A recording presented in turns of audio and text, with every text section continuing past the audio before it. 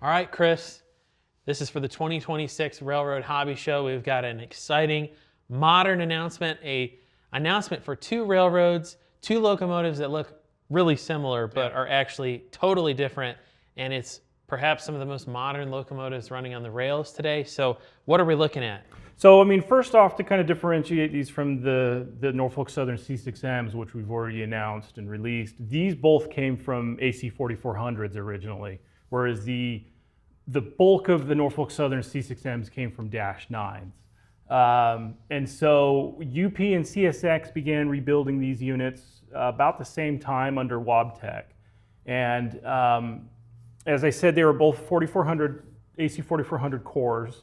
And really some of the biggest features that people will notice that set these ones apart from the NS is the radiators. They've added the shutter systems to the radiators, which they then have to add that extension to the grills above it. It's a really quick spotting feature to see which units have been rebuilt versus which ones are still AC4400s.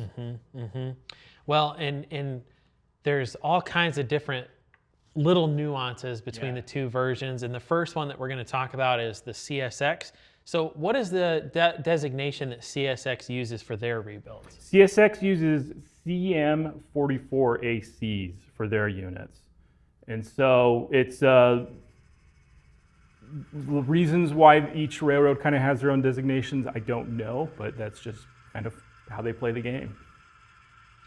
And looking at the CSX, you know, these I see all the time rolling by my house. I have a CSX line in my backyard, and I actually remember seeing some of the very first rebuilds, ironically pulled behind a Tier 4 Ace. You know, you had these AC4400s, and they looked so fresh and so clean, and to see a model looking exactly like what I remember is really cool. And like you mentioned, you know, you've got those raised radiators at the end, very clear spotting feature. And off camera, you were telling me about another first that we did in HO scale for CSX is the blue shower caps. That's cool. We haven't done the blue shower caps before on a CSX. As far as I can recall, I know we have done, I think, some with the black shower caps, which is commonly seen. But for the blue, this was the first that we've done it on CSX.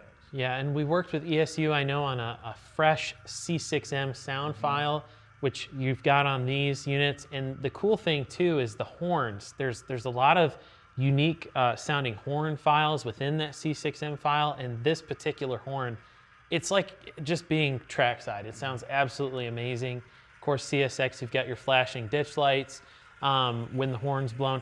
Now, on the CSX units, do they all have mechanical bells, or is there a mix between mechanical and e-bells? On the CSX units, they all have the mechanical bell. Got it, okay. Yeah, I noticed like on the NS ones, there was no rhyme or reason. Sometimes they'd put an e-bell, sometimes they'd have a mechanical bell. Mostly, most of the recent rebuilds in the last year or two, they've started doing the e-bell, and a lot of them early, kind of 2024 or earlier, they would retain their original mechanical bells.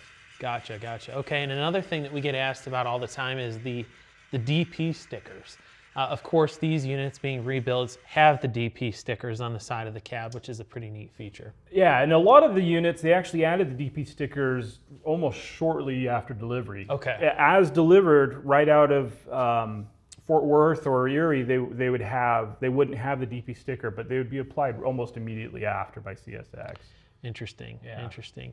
Now, what are some of the main differences between an AC4400 and, say, YN3 paint in one of these new rebuilds? What are other than the radiator shutters that you mentioned? Sure. I mean, basically, physically on the exterior of the locomotive, pretty much everything forward of the engine compartment are all new cabinets, new cab, and quite a few new innards on the inside as well.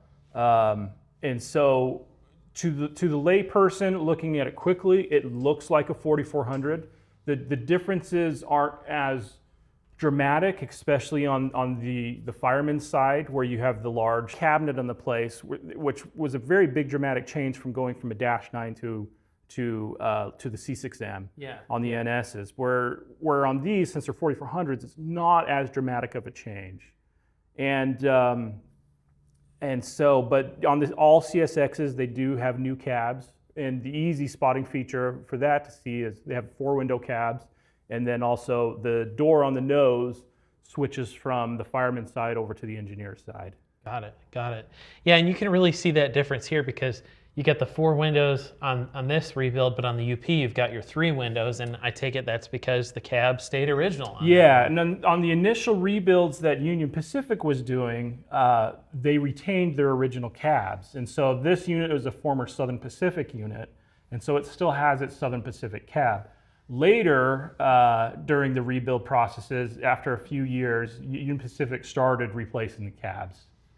Interesting, interesting. And I remember off camera you were telling me about some different fonts that Union Pacific was using. Yeah, and this is something really interesting, and I'd actually really like to know more about this if we can figure it out. But Union Pacific is using different lettering styles for the Union Pacific lettering on the long side of the hood. So and doing our research on this, we realized if they keep the original cab, they use what we're calling a myriad style font. It's not your standard Union Pacific font with your sharp pointed A's and N's and other characters like that. But on the units that they've replaced the cab, they used your traditional Union Pacific font on the long hood. But this one, as you notice on the sample, has the flag. As Union Pacific was building these, they changed their livery from the flag scheme. And they went through a couple different versions in between. These units never did get what some people kind of joke is the mega shield on the nose of the unit. And so you had units that retained the wing shield and then had Union Pacific down the side and Building America. Then you had the what is now the current scheme that UP does, with just the shield on the nose without the wings, the flags on either side of the nose, and then Union Pacific on either side of the long hood in the 2 different fonts. Interesting. And you said that Southern Pacific units were rebuilt first because they were the older. Yeah, they were generally the older ones. And so Union Pacific opted to rebuild those first. And so on the SP units, they retain a lot of the features that were seen on the SP units, such as the profile on the sides of the walkways, where it kind of steps in instead of the straight taper. You'd also see on some of the SPs on the engineer side, there's a little access door that was under the radiator, just on the engineer side. UP didn't add those on their units, so you'd only see it on the SPs. Also on the SPs, what you'd see, the grills on the sides would change. Instead of a SP, a lot of times on some of the deliveries would be a tall, short, whereas most of the UPs would be a tall, short, tall, which is common. You'd see on most other railroads as well.